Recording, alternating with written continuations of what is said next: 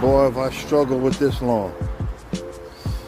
And for me to start seeing something grow, I mean, it's unbelievable. You know,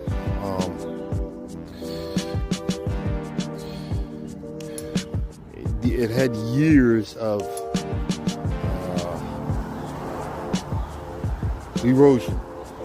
What had happened was it would clog up right up there and then come across the driveway and literally right down that way, you know, gravity, and it just eroded away like almost a whole level of soil. So I've been spending